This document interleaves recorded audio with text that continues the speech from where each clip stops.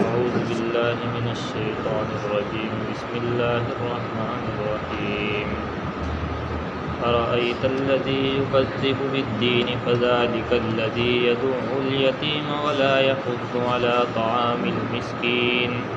فويل للمصلين الذين هم عن صلاتهم ساهون الذين هم يراءون ويمنعون الماعون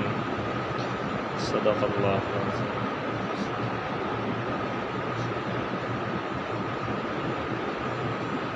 یہ سورہ ماعون ہے جس کی تشریح کا سلسلہ پچھلی مجلس میں شروع کیا گیا تھا. ترجمہ اس کا یہ ہے: ارأیت الذی یکذب بالدین. اللہ رب العزت نبی کریم سرکار دو عالم صلی اللہ علیہ وسلم کو خطاب کر کے فرما رہے ہیں کہ کیا آپ نے اس شخص کو دیکھا جو جزا اور سزا کو جھٹلاتا ہے،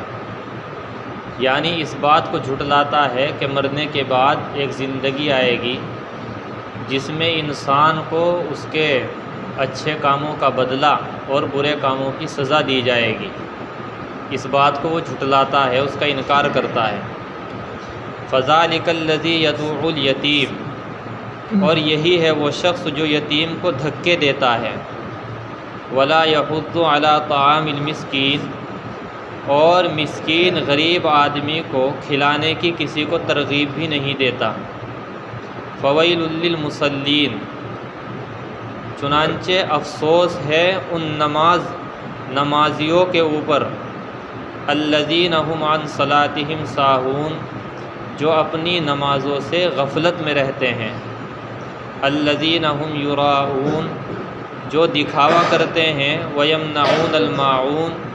اور معمولی چیز بھی کسی کو دینے سے انکار کرتے ہیں. یہ تو ہے اس صورت کا ترجمہ. میں نے پہلے عرض کیا تھا کہ اس صورت میں اللہ رب العزت نے کچھ برے اعمال کا ذکر فرمایا ہے. مثلا یتیم کو دھکے دینا، غریب مسکین کی مدد نہ کرنا، اور نماز سے غفلت میں رہنا، دکھاوا کرنا، اور معمولی چیز بھی کسی کو دینے سے انکار کرنا. یہ مختلف برائیاں ہیں جن کا اس میں ذکر ہے. لیکن ان برائیوں اور ان گناہوں سے پہلے جس چیز کو اللہ رب العزت نے ان کی بنیاد اور جڑ قرار دیا ہے، اس کو سب سے پہلی آیت میں ذکر کیا ہے، سب سے پہلی آیت میں بیان فرمایا ہے. اور وہ یہ کہ در حقیقت ان تمام برائیوں کی اور گناہوں کی جڑ یہ ہے کہ آدمی جزا اور سزا کا انکار کرے. وہ اس بات کو جھٹلائے کہ مرنے کے بعد اسے اللہ رب العزت کی بارگاہ میں حاضر ہونا ہے، اور وہاں اسے ہر چیز کا جواب دینا ہے، اور وہاں پر اس کے اعمال کا اسے بدلہ ملے گا. جو اس چیز کو جھٹلاتا ہے در حقیقت اس کے اندر یہ ساری برائیاں پائی جاتی ہے جو آگے ذکر کی جا رہی ہے. اس کی بدترین شکل تو وہ ہے جو کافروں میں پائی جاتی ہے، کیونکہ وہ تو کھلم کھلا انکار کرتے ہیں، صاف طور پر کہتے ہیں کہ مرنے کے بعد کوئی زندگی نہیں ہوگی، مرنے کے بعد دوبارہ زندہ نہیں کیا جائے گا. ان ہی الا حیاتنا الدنیا نموت و نحیا، وہ کہتے ہیں کہ زندگی تو بس یہی زندگی ہے، اسی میں جینا ہے اور اسی میں مرنا ہے، اس کے بعد کوئی زندگی نہیں ہوگی. صاف صاف انکار کرتے ہیں کافر لوگ. لیکن اللہ تعالیٰ نے اس صورت میں اس طرف بھی اشارہ فرمایا ہے کہ کافر وہ تو انکار کرتے ہی ہیں، لیکن جو لوگ اس پر ایمان رکھتے ہیں اور یہ عقیدہ رکھتے ہیں کہ مرنے کے بعد دوبارہ زندہ ہونا ہے، اللہ کی بارگاہ میں حاضر ہونا ہے، اور ہم سب کو وہاں پر پیش ہونا ہے، جن کا یہ عقیدہ ہے ان کے بارے میں ایسا تصور نہیں کیا جا سکتا کہ جو آگے برائیاں ذکر کی جا رہی ہے وہ ان کے اندر پائی جائے. ان کے بارے میں یہ نہیں کہا جا سکتا کہ یہ برائیاں ان ایمان والوں کے اندر پائی جائے گی جو مرنے کے بعد کی زندگی پر ایمان رکھتے ہیں اور ان کا عقیدہ ہے. اس طرف بھی اللہ تعالیٰ نے اشارہ فرما دیا ہے. اور پہلے جیسا کہ میں نے ذکر کیا تھا کہ الحمدللہ ہمارا اس پر ایمان ہے، ایمان تو موجود ہے لیکن اس کا دھیان نہیں رہتا. استحضار نہیں رہتا۔ تو اللہ تعالیٰ نے فرمایا ہے کہ تمہارا ایمان ہے، جب تم اس پر ایمان لائے ہو تو اس کا خیال بھی رکھا کرو کہ مرنے کے بعد تمہیں زندہ کیا جائے گا اور تمہیں اٹھایا جائے گا اور تمہارے اعمال کا بدلہ دیا جائے گا۔ مثلاً یہاں پر ذکر کیا گیا کہ یہ وہ شخص ہے جو یتیم کو دھکے دیتا ہے، تو جس کا عقیدہ ہے آخرت پر اور جو ایمان رکھتا ہے اس کے بارے میں یہ تصور نہیں کیا جا سکتا کہ وہ اس طرح کا کام کرے، وہ یتیم کو دھکے دے اور اس کی مدد نہ کرے، جو اس کے پاس میں آ کر اپنی مدد کی فرمائش کرے تو وہ اسے دھتکار دے، اس کی مدد نہ کرے۔ ایک مسلمان اور ایک ایمان والے سے اس بات کا قطعاً تصور نہیں کیا جا سکتا ہے۔ تو اس طرف بھی اللہ تعالیٰ نے اشارہ فرمایا ہے۔ اس صورت کی جو دوسری آیت ہے فَذَلِكَ الَّذِي يَدُعُّ الْيَتِيمَ، کہ یہ وہ شخص ہے جو یتیم کو دھکے دیتا ہے۔ میں نے پہلے ذکر کیا تھا کہ یہ ایک کافر کے ساتھ واقعہ پیش آیا تھا کہ اس کے پاس میں آ کر کسی یتیم نے اپنی مدد کی فرمائش کی، سوال کیا، اس نے اسے دھکے دے کر باہر نکال دیا گھر سے۔ اللہ رب العزت نے یتیم کے حقوق کی نگہبانی کے لیے بڑے احکام نازل فرمائے ہیں کہ جو یتیم کی نگہبانی کرتا ہے، اس کی سرپرستی کرتا ہے، اس کی ذمہ داری نبھاتا ہے، اس کی ضروریات کا خیال کرتا ہے، تو حدیث شریف میں ہے نبی کریم صلی اللہ علیہ وسلم نے ارشاد فرمایا انا وکافل الیتیم کہاتین یوم القیامہ، یعنی آپ نے دونوں انگلیوں کو ملا کر ارشاد فرمایا کہ جو شخص یتیم کی کفالت کرے، اس کی سرپرستی کرے، میں اور یتیم کی کفالت کرنے والا وہ قیامت کے دن دونوں اس طرح ہوں گے۔ یعنی آپ نے اشارہ فرمایا کہ ہم دونوں ساتھ ساتھ ہوں گے۔ اتنی بڑی فضیلت آپ نے اس کے لیے بیان فرمائی جو یتیم کی کفالت اور اس کی سرپرستی کرتا ہے، اس کی ضروریات کا خیال کرتا ہے۔ اور دوسری طرف جو یتیم کی حق تلفی کرتا ہے، ناحق طریقے سے اس کا مال کھاتا ہے، تو اس کے لیے قرآن کریم میں بڑی سخت وعید بھی بیان فرمائی ہے۔ اللہ تعالیٰ فرماتے ہیں قرآن کریم میں ان الذین یأکلون اموال الیتامی ظلما انما یأکلون فی بطونہم نارا، کہ جو یتیم کا مال ناحق طریقے سے کھاتے ہیں تو وہ یہ سمجھ لے کہ وہ کھانے کی چیز نہیں کھا رہے ہیں بلکہ وہ اپنے پیٹ میں آگ کے انگارے بھر رہے ہیں۔ یہ وعید بیان فرمائی ہے یتیم کا مال کھانے، ان کی حق تلفی کرنے کی، کہ وہ کوئی کھانے کی چیز نہیں کھا رہے ہیں، اگر ناحق طریقے سے یتیم کا مال بٹور رہے ہیں، اس میں تصرف کر رہے ہیں، تو وہ اپنے پیٹ میں آگ بھر رہے ہیں، اس لیے کہ قیامت میں اس کے ایک ایک لقمے کا ان سے سوال کیا جائے گا۔ لوگ تو یہ سمجھتے ہیں کہ ہم یتیم کا مال نہیں کھاتے، ہم کہاں کھاتے ہیں یتیم کا مال، لیکن اگر حقیقت میں غور کیا جائے تو پورے معاشرے میں آپ کو یہ نظر آئے گا کہ اگرچہ یتیم کا مال کھانے کی براہ راست نیت نہ ہو، لیکن عملاً یتیموں کا مال کھانے میں پورا ہی معاشرہ ملوث ہے، مبتلا ہے۔ اگر آپ غور کریں گے وہ کس طرح، میں اسے بتاتا ہوں۔ اگر کسی گھر میں ایک شخص ہے، اس کے باپ کا انتقال ہو جائے تو باپ کے انتقال کے بعد شریعت کا صاف صاف حکم یہ ہے کہ اس باپ کی جو میراث ہے اسے جتنا جلد ہو سکے وارثوں میں تقسیم کر دیا جائے، جتنا جلد ہو سکے وارثوں میں جتنے بھی آدمی ہیں ان کا جو حصہ شریعت نے مقرر کیا ہے وہ حصہ اس تک جلد سے جلد پہنچا دیا جائے۔ قرآن کریم میں اس حکم کے لیے 2 رکوع نازل فرمائے گئے ہیں، اس حکم کی تاکید کے لیے۔ اتنا لمبا بیان قرآن کریم میں آپ کو کسی بھی حکم کے لیے نہیں ملے گا جتنا میراث کی تقسیم کے لیے اللہ رب العزت نے نازل فرمایا ہے۔ ہر ایک کے حصے بھی اللہ تعالیٰ نے متعین کر کے بتلائے ہیں قرآن کریم میں کہ کس کو کتنا حصہ ملے گا۔ تو اس حکم کی تاکید کے لیے 2 رکوع 4 پارے میں سورہ نساء میں ذکر کیے گئے ہیں۔ تو یہ شریعت کا حکم ہے کہ جب بھی کسی کا انتقال ہو تو وارثوں کو ہر ایک کا حصہ جلد سے جلد اس کو پہنچا دیا جائے، میراث کو تقسیم کر دیا جائے۔ لیکن ہمارے معاشرے میں ہوتا یہ ہے کہ اگر کسی کا انتقال ہو جائے تو اس کے بعد جلدی سے میراث کو تقسیم کرنے کا نام لینا بھی جرم سمجھا جاتا ہے۔ اور لوگ یہ کہتے ہیں اگر کوئی میراث تقسیم کرنے کی بات کہے کہ ابھی تو اس کا کفن بھی میلا نہیں ہوا اور تم نے بٹوارا شروع کر دیا ہے، یہ قید لوگ لگاتے ہیں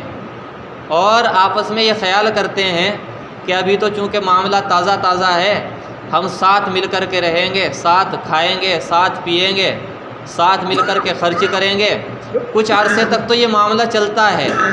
لیکن جب کچھ عرصہ گزر جاتا ہے تو پھر لڑائیاں اور جھگڑے شروع ہو جاتے ہیں کہ اس نے اتنا لے لیا، اس نے اتنا کھا لیا، اس نے اتنا خرچ کر لیا، اس نے کم لے لیا، اس نے زیادہ لے لیا، یہ کام زیادہ کرتا تھا اسے پیسے کم ملے، وہ کام کم کرتا تھا اسے پیسے زیادہ مل گئے، یہ لڑائی اور جھگڑے شروع ہو جاتے ہیں اور تنازعات کا ایک لامتناہی سلسلہ شروع ہو جاتا ہے۔ یہ اس وجہ سے چونکہ انتقال کے فوراً بعد شریعت کا جو حکم تھا میراث کو تقسیم کرنے کا اس پر عمل نہیں کیا گیا، اس میں ٹال مٹول کی گئی، دیر کی گئی، اس وجہ سے لڑائیوں کا سلسلہ شروع ہوا ہے۔ اور پھر دوسری طرف یہ کہ جو مرنے والا ہوتا ہے اس کے وارثوں میں لڑکیاں بھی ہوتی ہے، عورتیں بھی ہوتی ہیں اور نابالغ بچے بھی ہوتے ہیں۔ شریعت کا حکم یہ ہے کہ اگر مرنے والے کے وارثوں میں کوئی نابالغ بچہ ہے، چاہے وہ لڑکا ہو یا لڑکی ہو، اس کا حصہ فوراً الگ کر دیا جائے جو اس کا حصہ ہے، اور اب اس کی ضرورت کے لیے، اس کے کھانے پینے کے لیے جہاں ضرورت ہو اس کے مال میں سے اتنے ہی پیسے لے کر، اتنا ہی مال لے کر اس کے اوپر خرچ کیا جائے، لیکن اس کی ملکیت بالکل الگ ہونی چاہیے، اس کا مال الگ محفوظ ہونا چاہیے۔ یہ نہیں کہ اس کو ساتھ ملا کر کے اس کا حصہ الگ نہیں کیا اور ساتھ ملا کر کے اپنے اوپر بھی اس میں سے خرچ کر رہے ہیں۔ شریعت کا حکم یہ ہے کہ اس کو الگ رکھا جائے، اس کی ضرورت کی حد تک اس میں سے لیا جائے اور خرچ کیا جائے، اور جب وہ بڑا ہو جائے، بالغ ہو جائے، اس کے اندر شعور پیدا ہو جائے، تو اس وقت میں اس کا مال، اس کے اندر ایک ایک پیسے کو دھیان سے رکھنے کی تمیز پیدا ہو جائے تو اس کا مال اس کے حوالے کر دیا جائے، جب تک اس کے مال میں سے اس کی ضرورت کے بقدر لیتے رہیں اور اس کے اوپر خرچ کرتے رہیں، اس کے کھانے کے، اس کے پہننے کے لیے۔ تو یہ شریعت کا حکم ہے۔ قرآن کریم میں اسی لیے یتیم کا، یعنی وہ نابالغ بچہ ہے، اگر کوئی اس کا حصہ الگ نہیں کرے گا اور اپنے ساتھ ملا کر کے کھائے گا تو قرآن کریم میں وعید یہ ہے کہ ایسا شخص وہ کسی مال کو نہیں کھا رہا ہے بلکہ اپنے پیٹ میں آگ بھر رہا ہے۔ اب لڑکیاں اور عورتیں بھی وارثوں میں ہوتی ہیں، تو عورتوں کو اور لڑکیوں کو تو ان کی میراث اور ان کا حصہ دینے کا ہمارے معاشرے میں تصور ہی نہیں ہے، خیال ہی پیدا نہیں ہوتا، اور عورتیں مطالبہ نہیں کرتی، سوال نہیں کرتی، چونکہ سوال کرنے کو اور مطالبہ کرنے کو ناجائز سمجھا جاتا ہے، عیب سمجھا جاتا ہے ہمارے معاشرے میں۔ اور بھائی جو ہوتے ہیں باپ کے انتقال کے بعد وہ سارے مال پر قابض ہو کر بیٹھ جاتے ہیں، ساری ملکیت کو دبوچ لیتے ہیں، اور اگر ان سے کوئی کہتا ہے تو ادھر ادھر کی باتیں کرتے ہیں کہ بہنیں تو ہماری اپنے گھر کی ہو گئی، اب وہ جانے ان کا کام جانے، ان کا تو کام اچھا چل رہا ہے، لیکن ان کا جو حصہ ہے اسے دینے کا تصور نہیں ہوتا ہے، جس کا نتیجہ یہ کہ ان کا مال بھی ہمارے مال میں مل رہا ہے اور اس کو ملا کر ہم اپنے مال کے ساتھ کھا رہے ہیں اور حرام خوری کے اندر مبتلا ہو رہے ہیں، جس کی وجہ سے وہ وعید جو قرآن کریم میں بیان کی گئی ہے یتیموں کا مال کھانے کی ناحق، اس میں ہم سب کا شمار ہو رہا ہے۔ اللہ بچائے، یہ ایک ایسی وبا ہے کہ اکا دکا آدمی بھی معاشرے میں آپ کو نہیں ملے گا جو یہ میراث کا حصہ صحیح طور پر اس میراث کی تقسیم کو کر رہا ہو، اکا دکا آدمی بھی نہیں ملے گا۔ اور اگر لوگ تو یہ سمجھتے ہیں کہ قرآن کریم میں جو یہ یتیم کا مال کھانے کے اوپر وعید بیان کی گئی ہے، یہ تو اس وقت ہے جب کہ یتیم کا مال چھین کر کے کھایا جائے۔ ارے بھائی، یتیم کا مال ابھی اس تک پہنچا ہی نہیں ہے تو آدمی چھینے گا کیسے؟ ابھی تو اس کا حصہ اس تک پہنچا ہی نہیں، جب اس کا حصہ اس تک پہنچ جائے گا چھیننے کی نوبت تو بعد میں آئے گی۔ تو اس لیے یہ بہت اہم حکم ہے اور اللہ رب العزت نے بڑی تاکید کے ساتھ اس حکم کو قرآن کریم میں بیان کیا ہے، ہر ایک کے حصے متعین کیے ہیں۔ جب بھی کسی کا انتقال ہو، اس کی جو میراث وہ جو چھوڑ کر کے جائے تو فوراً اس میراث کو اس کے وارثوں میں تقسیم کرنا چاہیے۔